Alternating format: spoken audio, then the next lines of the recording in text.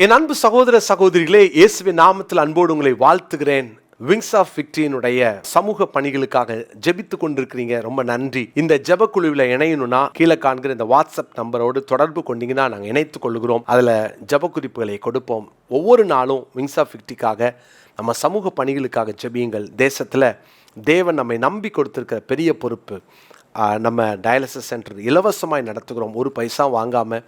அதே போல் நாம் சிறுவர்களுக்கான தெரப்பி சென்டர் வச்சுருக்கிறோம். கர்த்தருடைய கிருபையினால் நம்முடைய IAS அகாடமி அருமையாய் போய் கொண்டிருக்கிறது. வாழ்வாதார மையம் நடத்தி கொண்டிருக்கிறோம். இன்னும் முதியோர் இல்லம் துவங்க போகிறோம் சீக்கிரத்தில்.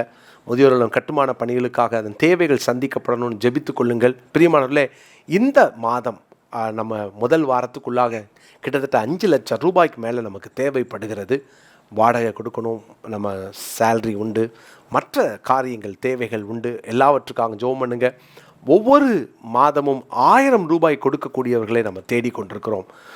ஒருவேளை நீங்கள் இது வரைக்கும் அதில் இணையலைன்னு சொன்னால், இணைந்து தேவனை மகிமைப்படுத்த உங்கள் மூலமாக ஒரு வாழ்வாதார மையமோ அல்லது மற்ற தெரப்பி சென்டருக்கு வருகிற ஒரு குழந்தைக்கோ அல்லது ஒரு டயாலிசிஸ் சென்டருக்கோ நீங்கள் உங்கள் மூலமாய் இதை தாங்க முன்வரலாம். பெரிய பணிகளை செய்கிறோம். ஒரு குழந்தையை படிக்க வைக்கிறதுக்கு நீங்கள் முயற்சி எடுக்கலாம். இந்த பிள்ளைகளை டே அண்ட் நைட்டாக ஹாஸ்டல் ஃபெசிலிட்டியோடு நாங்கள் உதவி செஞ்சு அவங்கள படிக்க வைக்கிறதுல தீவிர முயற்சி எடுத்து கொண்டிருக்கிறோம். நம்முடைய பிள்ளைகள் மேலே வரணும். இந்த பெரிய தரிசனத்தில் எங்களோடு இணைந்து கொள்ளுங்கள். பெரிய தேவனுக்கு பெரிய தரிசனத்தோடு பெரிய வேலை செய்கிறோம். பெரிய கிரயம் செலுத்தாமல் இது சாத்தியமில்லை. எனவே எங்களோடு இணைந்து கொள்ளுங்கள். கீழே காண்கிற ஃபோன் நம்பரில் நீங்கள் தொடர்பு கொண்டு நீங்கள் உங்களுடைய உதாரத்துவமான காணிக்கையை கொடுக்க உங்களை அன்போடு அழைக்கிறேன். God bless you.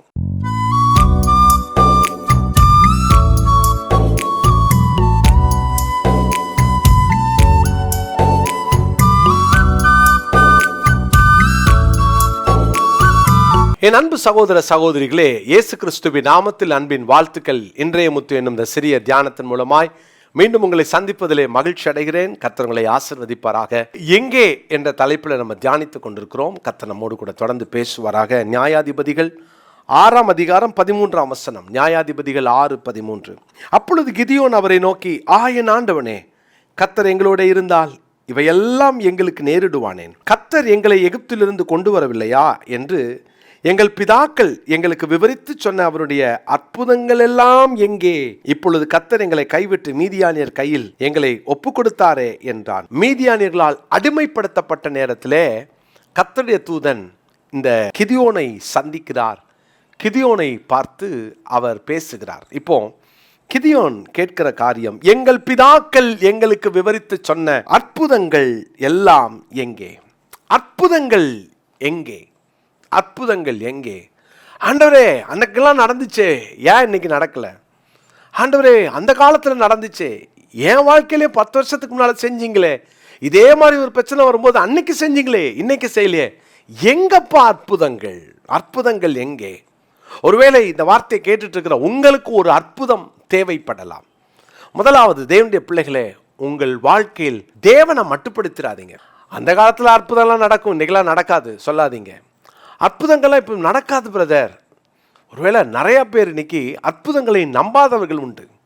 அற்புதங்களை நம்பாதவர்கள், அது பிசாசு அவர்கள் கண்ணை குருடாக்கிட்டான். அவங்க மனதை பெரிய அரண் போட்டு வச்சிருக்கிறான்.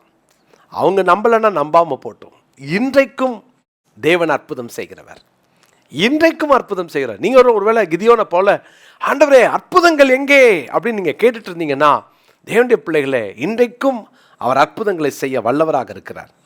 அவர் நல்லவர். 3 காரியங்களை, ஏன் அற்புதம் நடக்கலை? அற்புதம் நடக்கும், நடக்கணும், ஏன் நடக்கலை? உங்கள் வாழ்க்கையில் அற்புதம் வேணுமா? நியாயாதிபதிகள் 6ஆம் அதிகாரம் 14ஆம் வசனம். அப்பொழுது கர்த்தர் அவனை நோக்கி பார்த்து, உனக்கு இருக்கிற இந்த பலத்தோட போ, நீ இஸ்ரவேலை மீதியானியர் கைக்கு நீங்களாக்கி ரட்சிப்பாய். உன்னை அனுப்புகிறவர் நான் அல்லவா? அற்புதங்கள் எல்லாம் எங்கே என்று கேட்டவனுக்கு அவர் கொடுத்த பதில் என்ன தெரியுமா? உன்னை நான் அனுப்புறேன்றார். உன்னை நான் அனுப்புகிறேன். ஆண்டவரே, அற்புதம் வேணும். யாரோ ஒருவர் மூலமாய் வரப்போகிற அற்புதம் அல்ல. அந்த அற்புதத்துக்கு உன்னை தான் கர்த்தர் பயன்படுத்த போகிறார். அப்படின்னா முதல்ல உன்னை நான் அனுப்புகிறேன் அப்படின்னா என்ன அர்த்தம் தெரியுமா? நீ அர்ப்பணி. யாரெல்லாம் அர்ப்பணிக்கிறார்களோ அவர்கள் வாழ்க்கையிலே தேவனுடைய அற்புதத்தை பார்ப்பார்கள். கிதியோனுடைய காலத்தில் மீதியானியர்களுக்கு அடிமையாய் போன, சிறைப்பட்டு போனதை போல இருந்த காலங்களில் இஸ்ரவேல் ஜனங்கள் அர்ப்பணிக்காதவர்கள். அவர்கள் அந்நிய தேவர்களை பின்பற்றினார்கள். ஆனால் அர்ப்பணிக்கின்ற ஒருவனை கர்த்தர் இன்றைக்கு தேடிக்கொண்டிருக்கிறார். இன்னைக்கும் அற்புதங்கள் எங்கேன்னு சொல்றீங்களா? நீங்க முதல்ல அர்ப்பணிச்சு பாருங்க, உங்க வாழ்க்கையில கர்த்தர் அற்புதங்களை செய்வார். அர்ப்பணிக்கின்றவர்கள் தேவை. இன்னைக்கும் அவர் அற்புதங்களை செய்யணும்னா அர்ப்பணிக்கின்றவர்கள் தேவை.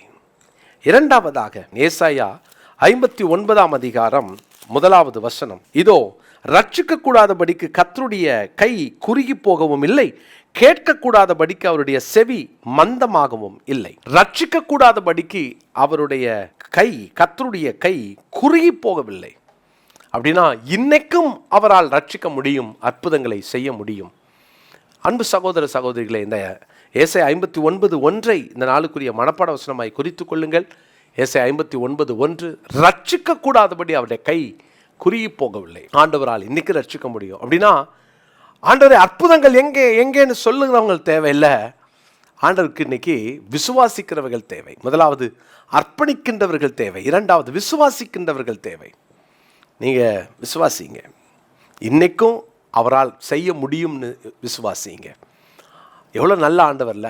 அர்ப்பணிங்க, முழுமையாய் அர்ப்பணிங்க. ஆண்டவரே உங்களால் செய்ய முடியும், ஆண்டவரே எப்படி வேணாலும் செய்ய முடியும், எவ்வளோ பெரிய அற்புதத்தை வேணாலும் செய்ய முடியும்னு நீங்கள் விசுவாசிங்க. ஒன்று. இரண்டாவது, நீங்கள் அர்ப்பணித்து விசுவாசித்து நீங்கள் காத்திருந்தால் தேவன் செய்வார். மூன்றாவதாக நியாயாதிபதிகள் 6:16 வாசிக்கிறேன். அதற்கு கர்த்தர், நான் உன்னோடே கூட இருப்பேன், ஒரே மனுஷனை முறியடிப்பது போல நீ மீதியானியரை முறியடிப்பாய் என்றார். ஆண்டவரை யார் யாரெல்லாம் தன்னோடு வைத்து கொண்டார்களோ அவர்கள் இன்றைக்கு தேவை. அவர்கள் மூலம் அற்புதம் நடக்கும். நீங்கள் உங்கள் வாழ்க்கையில் தனியாக இருக்காதீங்க, ஆண்டவரோடு இருங்க. உங்கள் மூலமாக தேவன் பெரிய காரியத்தை செய்ய வல்லவராக இருக்கிறார். சீஷர்களை தம்மோடு இருக்கும்படி தான் தெரிந்து கொண்டார்.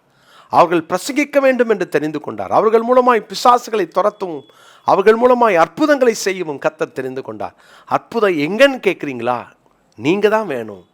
முதலாவது அர்ப்பணிக்கின்றவர்கள் தேவை, இரண்டாவது விசுவாசிக்கின்றவர்கள் தேவை, மூன்றாவது ஆண்டவரோடு கூட இருப்பவர்கள் தேவை. ஆண்டவரோடு கூட இருக்கிற அனுபவம், ஆண்டவர் நம்மோடு கூட இருக்கிற அனுபவம். நீ அவரோடு இருந்தால் அவர் உன்னோடு இருப்பார், நீ அவரை விட்டுவிட்டால் அவர் என்றைக்கும் உன்னை கைவிடுவார் என்று வேதத்தில் வாசிக்கிறோமே.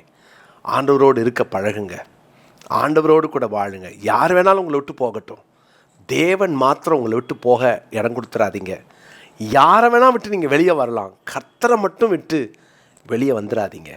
அற்புதங்கள் எங்கன்னு கேட்குறீங்களா? உங்கள் மூலமாக தான் செய்ய போகிறாரு.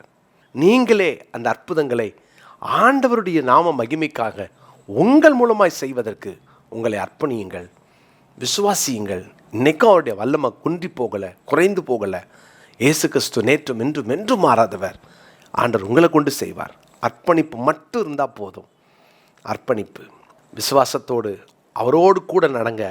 கர்த்தர் அற்புதங்களை இன்றைக்கும் செய்வார். ஜெபமல்லாமா. நல்ல தகப்பனே, நாங்கள் உம்மோடு கூட நெருங்கி வாழ்ந்து, ஆண்டவரே நாங்கள் விசுவாசத்தோடு, ஆண்டவரே நாங்கள் எங்களை அர்ப்பணிக்கிறோம். இந்த நாளிலே யாரெல்லாம் என்னையே தருகிறேன், அற்புதங்கள் எங்கே என்று கேட்டுக்கொண்டிருந்த நம்முடைய பிள்ளைகளுக்கு ஆண்டவரே யாரெல்லாம் அர்ப்பணிக்கின்றார்களோ அவர்களை பயன்படுத்தும். அவர்கள் மூலம் அற்புதங்கள் நடக்கட்டும். நம்முடைய பிள்ளைகளை பயன்படுத்தும், நம்முடைய நாமத்தை மகிமைப்படுத்தும். நம்முடைய பிள்ளைகளுடைய வாழ்க்கை ஆசீர்வதிக்கப்படட்டும். இந்த நாளின் தேவைகள் சந்திக்கப்படட்டும். நன்மையும் கிருபையும் உடைய பிள்ளைகளை தொடரட்டும். இயேசுவின் நாமத்தில் ஜெபிக்கிறோம் நல்ல பிதாவே, ஆமென். பிரியமானவர்களே, உங்களை அன்போடு வாழ்த்துகிறேன். விங்ஸ் ஆஃப் விக்டரி IAS அகாடமியை குறித்து சில காரியத்தை உங்களோடு பகிர்ந்து கொள்ள விரும்புகிறேன். 2025-26 ஆகிய இந்த ஆண்டுக்கான UPSC தேர்வுக்கான பிரிலிம்ஸ் மெயின்ஸுக்கான அட்மிஷன்ஸ் நடந்து கொண்டிருக்கிறது. மிக குறைந்த ஃபீஸை தான் நாங்கள் வாங்குகிறோம். அதுவும் இந்த வருஷம் நமக்கு கிடைத்திருக்கிற ஃபேக்கல்டிஸ் ஒவ்வொரு ஆண்டும் 2 அல்லது 3 பேர் UPSCயை கிளியர் பண்ணி அவர்கள் நல்ல பதவிகளிலே அமர்ந்திருக்கிறவர்கள். அப்படிப்பட்ட ஒரு நல்ல தலைவர்களை உருவாக்கின ஃபேக்கல்டிஸை தான் நம்ம இந்த வருஷம் நம்ம எடுத்திருக்கிறோம். எனவே இந்த நாளில் மிக கொஞ்சம் சீட் தான் இருக்கிறதுனால வேகமாக தரிசனம் உள்ள, தேசத்தை கலக்க வேண்டும் என்ற தரிசனம் உள்ள இளைஞர்கள் உடனடியாக கீழே காண்கிற இந்த ஃபோன் நம்பரை குறித்து கொண்டு நீங்கள் இதில் இணைய அப்ளிகேஷன்ஸை உடனே ஃபில் பண்ண உங்களை அன்போடு கேட்டுக்கொள்கிறேன். முதல்ல வரவங்க அப்ளிகேஷன் போடுறவங்களுக்கு மட்டும்தான் நம்ம ஹாஸ்டல் ஃபெசிலிட்டியை தர முடியும். மற்றபடி நீங்கள் வந்து டே ஸ்காலராகவும் வந்து படித்து போகலாம். எனவே இந்த ஆண்டு உங்களுக்கு ஒரு பெரிய வாசலை ஆண்டவர் தந்திருக்கிறார். பயன்படுத்தி கொள்ளுங்கள். கர்த்தர் உங்களை ஆசீர்வதிப்பார். God bless you.